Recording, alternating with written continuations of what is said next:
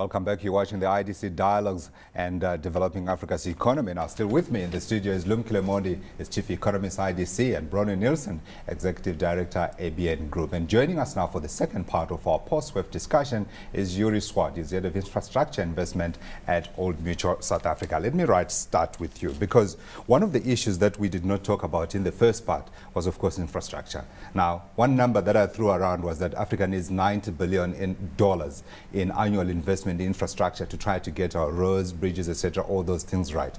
Am I within the right ballpark here? You're in the right ballpark. Right. What is the right number? What is the right number? You tell me. 150. All we know is there's a huge need for infrastructure. You know, I mean, JFK's words, infrastructure first and then development came, not development first and then infrastructure. So we're certainly a believer that the starting point is to create the infrastructure to enable the development. Now, the private sector can't do it all. Nor can governments. Nor can governments. What we're looking for is the enabling environment for us to participate. We've been trooping around Africa looking for opportunities for a while now in the infrastructure space, and we're certainly seeing a lot more on the ground, happening on the ground, and we're seeing a lot more developers coming in, happy to put that money, that seed capital, into developed projects. And we believe the money will follow.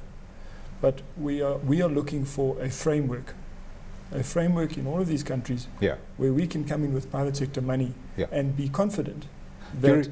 How hard do you have to look to find those projects? At the moment, still fairly hard. How can it be hard when there's such a dire need for infrastructure across the continent? The issue at the end of the day, we find a lot of projects.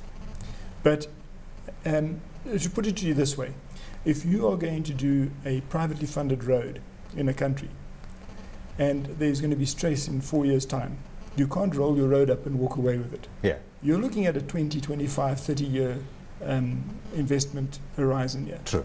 So almost the first place where projects fall out is the framework in place to protect the investor who comes in. Now, people say to us, you've got to be more... you've got to take a few more risks. You know, this is Africa. It just doesn't work like that. You know. I like the fact that you're raising that point. Bronwyn and I had a huge argument at the airport in Addis when we were coming back to Johannesburg after WEF. Bronwyn, you remember the argument around the whole issue around Very unfair of you to bring it up here on live television. You're going to come on my show later this evening, I hope. It's important we raise it because he is talking about the framework. And here we are, where the private company that came was told these were the rules, this is how you can invest in this. And then afterwards, there was a huge outcry. And we saw government stepping back and saying, actually, Sandra, the user pay principle is at question here. And yet, as he has said, this is money that is sunk in for a very long time. Do we need to relook those models? We need to be consistent here. I just think that the policies that we put together have to fit the status of the economy that you are putting them into. True. So are we ready for e-tolls? I don't think so. I think we're still an emerging economy. I don't think there's enough regulation on our roads. I think if you were putting that toll system into Germany, fabulous. I reckon that's the way to go. Bronwyn, I come from Zimbabwe, and in Zimbabwe we saw what happens when you leave these things in the hands of the state. Our infrastructure, which was excellent, has now essentially gone because that money that was coming into this huge big hole called the government budget was not getting directed into the right areas, and yet we were still paying our road levies and all those other fees that are associated with using the roads. I say leave the private sector to handle this. And I say look at our health environment, look at our education environment. Is that not more necessary than an e-toll system? Are we missing the ball here, Lumkile? The real children in South Africa were very much used to e-tolls. The recent fiasco was a political fiasco because of the way it was handled. I don't think in that debate there's anyone who's saying I don't want to pay. The issue was about the process.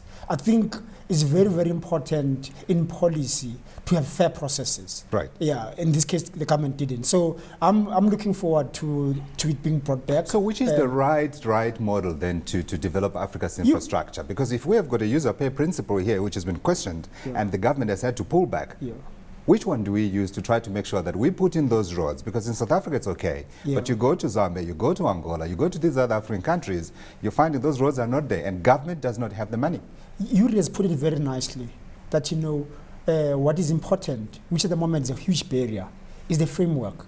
That in the framework, So typically what happens, for example, we're looking at the Trans-Kalahari railway line, Right. starting from Waterberg all the way to a new port called in Walvis Bay. Yeah. And the biggest stumbling block is that because you're going through 3 countries, you're going to South Africa, Botswana, and then Namibia, Yeah. is that the parliamentary process are different. So what kills projects is that in South Africa the debate will take a year, and then Botswana will take 2 months, Right. and then Namibia 3 years. So that kills completely. It's those private people sector. again. It's those people again, So the politicians. what we need to do importantly Yeah. is to standardize the project as we have done now.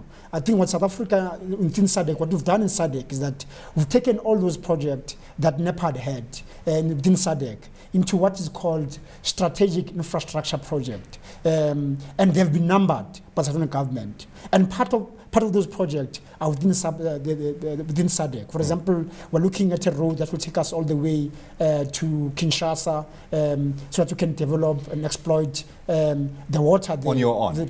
No, as a country, as a region. But when so I there's was, all those can I things that are interject here? on the When I table. was doing research in this space in terms of looking at all these projects, and this comes back to too many voices, Yeah. too many projects on the go at the same time, and there is need for consolidation on that front. There's PIDA, there's ADA, there's SIDA, these are all different acronyms Yeah. for infrastructure-based projects. And if you look at the African Union, they've just come in with MIP, which is the minimum implementation plan. So wouldn't it really make sense if that was the starting point, that you pooled all those bodies and you Yeah. decided on one minimum implementation plan across the African continent, Yeah. and there weren't the CEDAs and the PIDAs and the ADAs, etc. I think that would be the wrong way to go. Yeah. I think too many times we've seen grand schemes Yeah. that are just too big. Sure. You know, at the end of the day, you've got to start on a limited basis. When I say limited, geographically limited basis, and get it right on a smaller project by project basis. Are these not When they- overlapping to a certain They extent, may though? be. They may Many be. of You're them quite right. overlap all the time. And Yeah. a very good point. But So I think limited if resources are being wasted with but the if the overlap. plan is too grand and too big, you're just going to spin the tires forever and ever. You actually need to start somewhere. And once these regional building blocks fall into place, then start the integration of the bigger African. Perhaps then interplay. I tone down what I'm demanding. And I ask for the infrastructure projects and for the short-term implementation strategies Yeah. to be regionalized, because I don't even think we've seen that level of integration on them, that But they there are is, I mean, regionalized. if you look at what we're trying to do now, because one of the biggest area about industrialization Yeah. is about power within SADC, that we've got a state monopoly that cannot deliver to the region, can only deliver South Africa. So critically, if we're going to have integration, we need to secure power, back to your point about JFK. Therefore, if you can access, for example, the Congo River, not only will you resolve our power issues, we're going to resolve our agricultural issues because of the water. Yeah. We'll make sure that the water is shared across the region. So there's lots of that momentum that we need to drive. And I'm very pleased that there's a team that's looking at that. And hopefully in the next 3 years, Yeah. we'll have a nice movement. So no. I'm not as that pessimistic as my colleague on the left is. So I think it's going to happen. Yeah, but I think you guys are taking away my numbers here. I like my numbers. Africa, 1 billion people. Africa, the fastest growing region in the world. Africa, a continent of 54 countries, but now suddenly beginning to speak with one voice. Now you are saying you want to tear it into this little bits and bits that you can deal with as an investor. I'm worried because I thought you wanted scale. Godfrey, of course we want scale, but scale at $90 billion US per annum, scale is huge. So I certainly want to see us get there in the end. But my fear is that Not in our lifetime. we always start. No, It's it not will going to happen overnight. It's not going to happen overnight. But yes. And I think a lot of it will happen in our lifetime. Yeah. Sure. But certainly what I took away from Addis Ababa was that there was a much greater sincerity from every who? from politicians. There wasn't the normal rhetoric. It's a gut. It's a I'm gut. going to lean with you on this one. It's a gut. But at the end of the day, it wasn't rhetorical. You know, there was a lot of sincerity, enthusiasm coming across. So I'm confident we're going to see in our lifetime significant change. Because I think guys have taken on board something needs to be done, and regional integration, etc., won't take place if we don't start working together. Can Bronwyn, you I don't give agree. my 2 cents here on, Yeah. and I'm going to side with you and come Sure. down heavily on the politicians. I hosted a debate in 2006, I referred to it earlier, and I had top-level or high-level politicians across the African continent in that panel discussion. Similarly, in this session, we did exactly the same thing. Yeah. And I promise you, I could have transported myself back to 2006 because I heard The exactly same the same debate. thing. We could have actually just taken the 2006 debate and broadcast it Yeah. now in 2012 in terms of what is being said. And they would But- be saying but- the same thing. But there's no global Exactly the financial same thing. crisis. So There was this is no what global I'm financial asking now. crisis. Exactly the same thing. Did we find solutions at WEF? This is what I want to know. The debates that took place around regional integration, around trying to make sure that Africa works together as a bloc, did we get any solutions out of there? We did. We did. Yes, we did. Let's speak about them. I think for me, what was very encouraging, for example, in the case of Ethiopia, was how government is working very, very hard in making sure that the citizens participate in the long-term developmental plan. Sure. For example, through the youth parliament, where the youth is empowered to engage on the issues of development within Ethiopia, as well as within where Ethiopia is, given that it's landlocked. Yeah. There's Eritrea, there's South Sudan on that side, and then there's Sudan. So there's all these countries around them, how they respond to that. So for me, I was beginning to see countries that are really taking development seriously. Yeah. And it's not only a leadership issue, it's now made a societal issue where everyone is supposed to understand where the state is going, where Africa is going, and how development is going to be done. Jurie, I'm hoping you disagree because this is a debate. I need different voices here. I agree, other than to say that the Yeah. trick is on the implementation side. Yeah. A lot of realities are being missed. In other words, the talk is beautiful at the top. Sure. And an example is something like Byte Bridge or Rosana Garcia border posts. Yeah. Now we've been invested across this in the Maputo corridor for a long time. If you go to Rosana Garcia border post, why do we have 2 border posts? You try and change that. You're now speaking to a Home Affairs Department, Yeah. you're speaking to Customs, Yeah. you're speaking to police, and you have so many stakeholders. And the man on the ground is in such a powerful position because chaos Yeah. is hugely lucrative to him. I have seen it. So there is Incentive. absolutely no incentive at that level to Yeah. make a change. Mm. And in fact, I think it's actually going upwards from there to an extent. Yeah. So there's protection of the chaos. I attended. And we've got to break. That's what we've got to break down. Yeah, we need to At break it. micro level. At Davos, at the World Economic Forum this year earlier on, Donald Kaberuka, president of the African Development Bank, spoke at one of the breakfasts that I held as part of these meetings. And one of the issues he raised was around these visas that we have to fill in. We're going to cover the African Development Meeting in Arusha, Tanzania. We need visas to get there. He asked the question, when are we going to see Africa with one visa? Or at least some regional blocks with one visa? And maybe we can do away with, talking about Schengen and stuff. When are we going to have our own Schengen? I think it's a long way off. It's a long way off. Yeah. It Except is a long perhaps way in the off. East African community. Yeah. They look as though they're getting their act together on that front. But Yeah. the point is, Which- it's a long way off. Not because, not entirely because of the political will. It's because there's this protection of the position of chaos. And we know who is protecting those positions of chaos. At the end of the day, I can give Can you a I throw practical in a example. positive example? Can we go Yeah. to a positive here? Yeah. Because you said you're looking for solutions. Yes. Yeah. Now, I don't want to sound as though I've done a complete turnaround and now start saying that, okay, I don't believe what the politicians are saying. I am still excited about the Africa opportunity because of what I'm seeing on the ground. And I've traveled extensively over the continent over the last But 2 you just months said or you're so. negative. No, I'm not. I'm trying to She explain needs a myself. visa to She go to the shifted. next I was one. negative on the shifted. debate. I was negative in saying that have we Something's gonna happen. progressed in the discussion? The Yeah. discussion in 2006 was exactly the same as the discussion in Yeah. 2012. That's what I was saying. However, when we come to solutions, go back to what I said about Rwanda. Yeah. Come now to, you mentioned Addis, look at the Ethiopia Commodity Exchange. Yeah. We had the CEO, Eleni Gabrimadin. What happened on that front? They have taken coffee, one of the main Fantastic. commodities within fantastic. Ethiopia. 28 million farmers in that territory.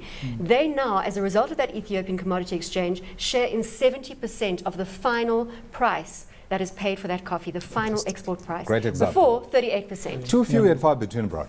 Exactly, and I can We need probably, more of these. probably put But they're them coming. on They're 10 coming. fingers. It's a process. Yeah. This is a process. We've learned the But mistakes. in 2006, we weren't talking about that. We didn't No. even have those Sure, examples. Sure. I agree. But at the same time, when you look at Ethiopia, for instance, I was frustrated because I couldn't use my 3G card. And yet, let me say it, it's an MTN 3G card.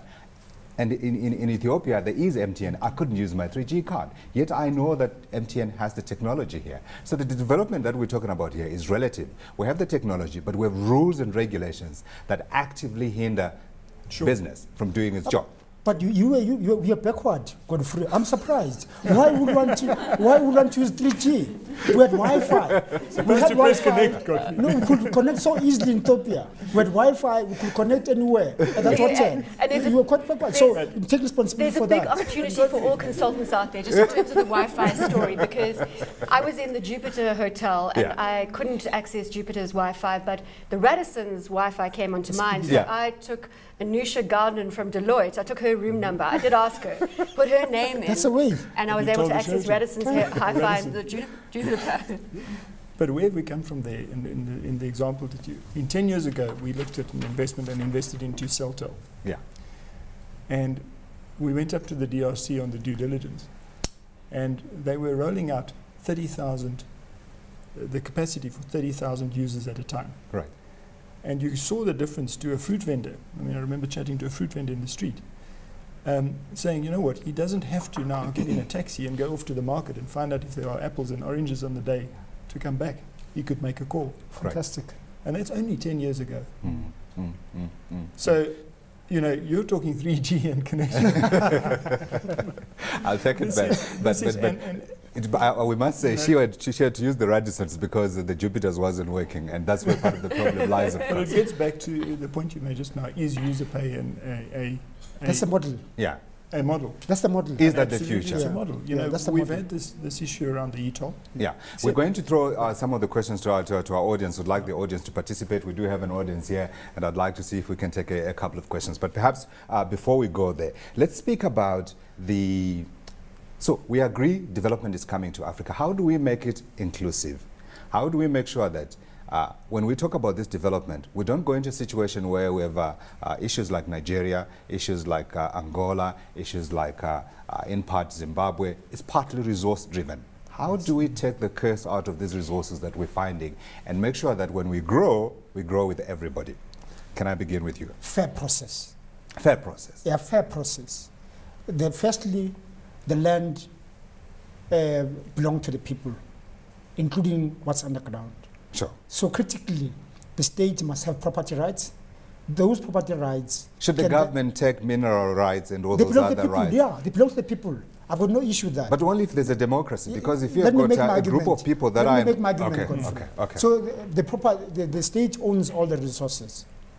The state has got a process of true law that can be awarded to private sector, either through a bidding process, if it's a very strategic resource, through a bidding process, because you don't want it to people to extract rents, and then you make sure that there's transparency across all the process. So if you've got that, and the state also participates through some royalty clauses, right. Because what you need to make sure that as the resource depletes, that society is benefited. Not only the private sector that got the bid, but also the society is benefiting. You use those royalties for development, whether health, education, etc. But are you not creating a sense of conflict? Because what that means is that those, if you have got the state controlling those resources, it means that everybody's energies will then be devoted into getting to power, because you know what? Through power, you'll control those resources and therefore have the ability to spread those things. If the process is fair, we look, for example, in Norway. Is that elections? No, when you say the process is fair? Process, it is elections. All of us are transparent. We need elections throughout Africa. Yeah, all of us. I'm talking about now.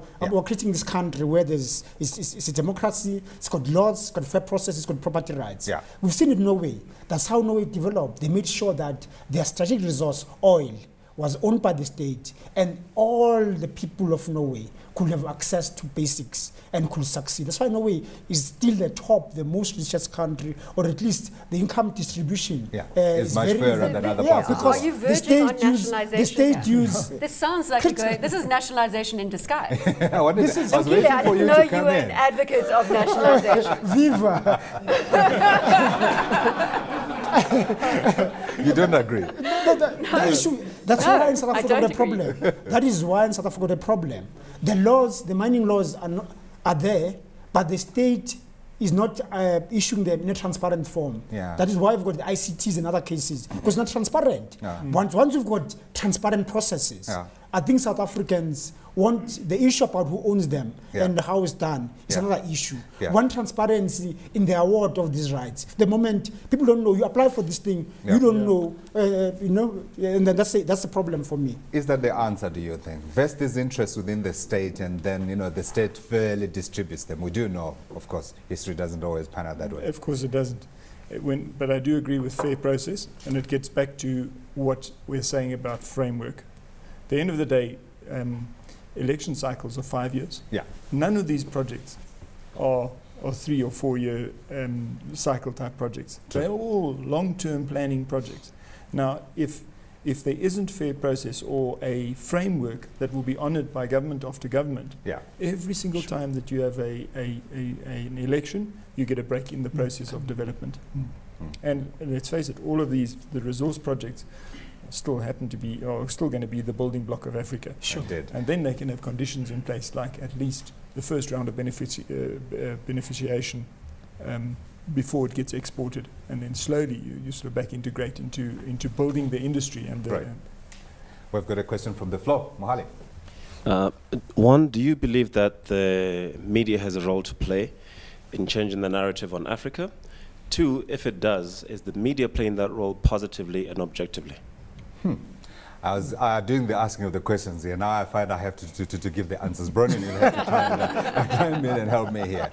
Do I believe that the media has a role? I do believe that the media has a role. Certainly, there's no question about it. I think in order to empower our citizens, we need the media to be imparting these messages. That's why I said at the beginning, I like numbers, because when I use numbers, I protect myself from people who say, oh no, he's just generalizing. I use numbers, and if they're credible numbers, I know that I've got protection. Secondly, do we need to do more? Absolutely, we do need to do more. I mean, if you look at what we do here at CNBC Africa every single day, what we are doing is to spread information. Information is power. When people know the price of sugar in Spar versus the price of sugar in Pick and Pay, people are empowered to make a decision as to where they are going to spend their capital. So I think we are beginning to do that, but there is a lot of work that needs to be done. Bronwyn, do you want to come in? I think it also has to do with the recipients of that information and how it is taken up and how eagerly it is taken up.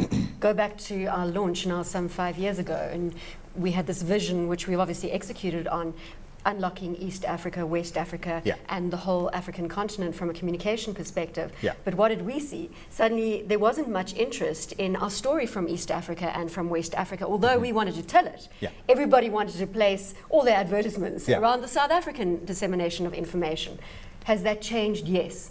And what are we're sitting with a situation now where we have got almost 10 bureaus. We're aiming for 20 bureaus by 2014 on the African continent. Yeah. And I think that we are telling the African story. I said- BBC's in there, CNN's in there. Everybody's looking to this territory and saying there's a story to be told. I certainly agree with that, because we have seen it. I mean, when we started out, I remember when I asked some of the producers, guys, let's get an ECEO from East Africa, for instance, let's talk about their results. We'll be told, oh no, you'll only be able to talk to you next week because he doesn't view on our diary.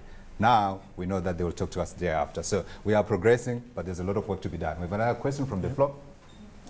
My question is directed at Bronwyn. You identified communication as one of the major impediments to intra-trade barriers in Africa. My question is, could it really be communication? How many years after colonial rule in Africa, how many summits we've had? And I'm very sure that many countries, I'm going to use West Africa as a case study, they are very aware of what the opportunities are. Could it really be that we don't have the right infrastructure for communication itself? And can we really blame communication or execution? I think communication is, Abby, thanks. Can I go ahead? Please, please. Thanks for the question. I think perhaps I was too strong about the communication part, because that's what I do. That's what I love doing.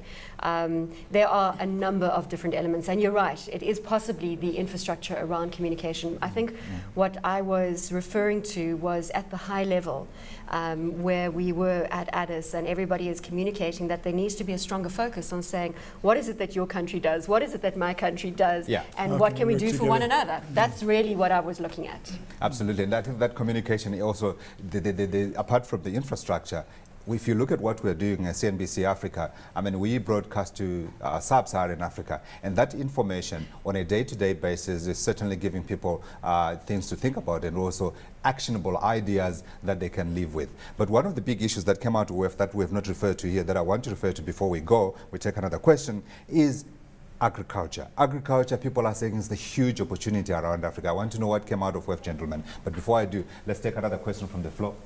Yeah, one of the three themes that emanated from the World Economic Forum in Addis was innovation and shared market opportunities. And James Mwangi, the CEO of Equity Bank in Kenya, used a good example of how mobile phone technology, was used to actually revolutionize distribution of money across. The question is, are we really innovative in Africa to come up with technologies that will propel the economy? Yeah, thanks for that question. I think it's an interesting question because I did see reference to it, and I did see reference to the fact that Africans are innovators, and there was mention of scientists and other things that they have done, but I have not seen any. Are we innovative as Africans, Lumkile? Yes. Are we? Yeah, we're very innovative. I think you know, I like evidence. I like examples. There's so much evidence that to show you. For example, on the solar, one of the leading researchers around solar is the University of Johannesburg, where, in fact, unfortunately, they went to bed with the German company because we are too slow as IDC and other local investors were too slow, and we've come in very late. So this is just one area where in Africa is going to be very critical in terms of energy generation, and that's been driven here. That's one example. Sure. Or if you talk about the battery that we use in computers, etc., this was developed here in this country. So what we are very weak at within Africa is, firstly, how do we make sure that our intellectual property is protected. Right. Secondly, how to commercialize. There's a gap there. So what happens is that South African innovators end up going to Canada, going to Europe, etc., because we're not yet intervening there to commercialize that creativity. I've been told time is up, but I have to get it from you. Did we hear enough about agriculture and what needs to be done to fix agriculture? Very quickly from you. Let's begin with Jurie, and then let's come across quickly. I certainly don't think we did. There wasn't enough discussion around agriculture and what it needs to do, because we still import food in Africa, which is a huge scandal. And the example of I'm producing this and you're using that, but it's going via, I'm exporting it to the United States and you're importing exactly the same product. It shouldn't be. So the solution, take the Ethiopian Commodity Exchange, put it across the African continent, and the small farmers going to get a better share of that final price. Absolutely, and small farmers make a large chunk of Africa's farmers.